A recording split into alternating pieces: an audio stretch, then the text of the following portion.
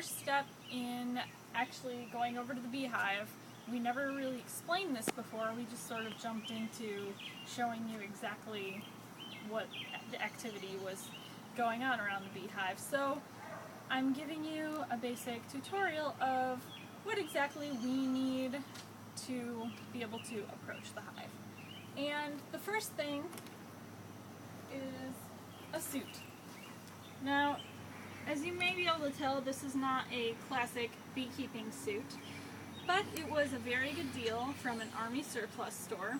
And just to show you something, I'm going to stick it on. Actually, one more minute.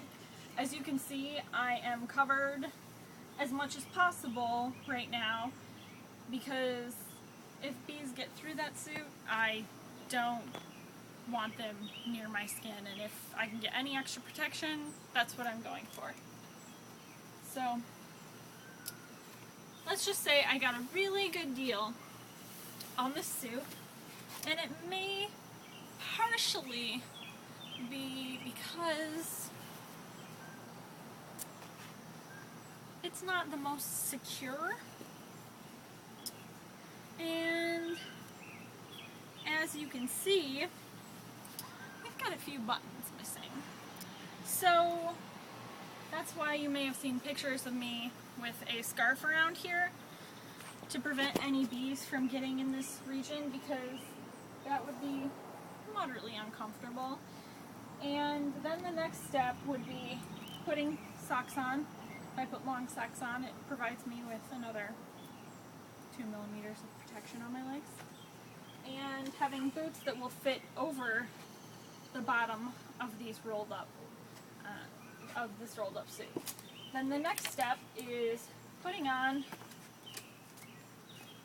the bee screen. And this is one of the gifts my parents gave us when they started us they helped us start out our hive. Okay.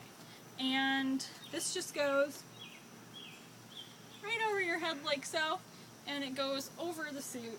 And then you kind of tighten it, wrap it around a few times so that there's absolutely no way that the bees can get in.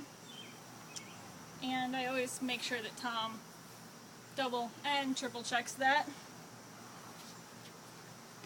Then I put on not just one pair of gloves, leather gloves, but another over top, because when you're working with the frames, bees tend to cover your hands, and once you actually finish working with the hive, you can come back and see little stingers everywhere, all over your fingers. This tape is for taping around here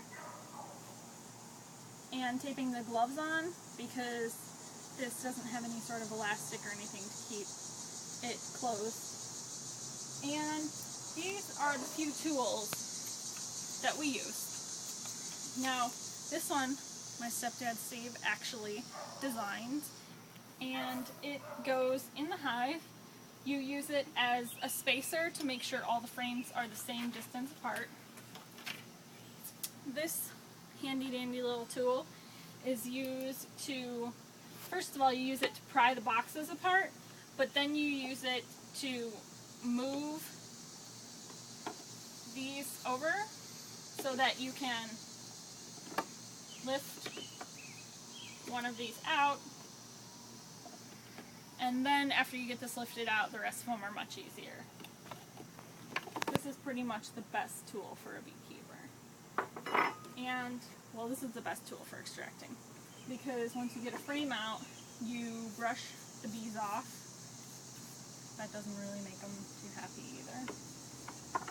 And once we brush all the bees off, we're going to take 5 of these frames, every other one, and stick them into this Rubbermaid container. We will then bring them inside, making sure there are no bees left. And as I mentioned before, we're going to cut all the comb honey off. When we cut the comb honey off, we're putting it in this filter, which goes in the top of a 5-gallon bucket, and what we do after that is put a piece of glass over the top of this bucket so that all of the honey can drip down, but the wax stays at the top and it kind of melts. And so that's the equipment needed to be a beekeeper. A really, really simplified version.